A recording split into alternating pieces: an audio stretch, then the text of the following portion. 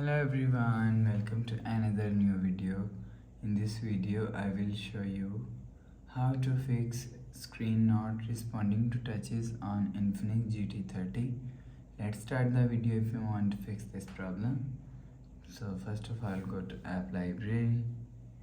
Here click on settings app.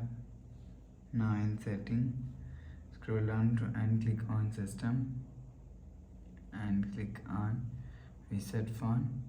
If you want to fix this problem, click on reset all settings. Click on reset, enter phone pin. Click on this icon. You will see your problem is solved. But if it not solved, if you want to fix this problem, go to app library. Here click on settings app. Now in setting, click on my phone.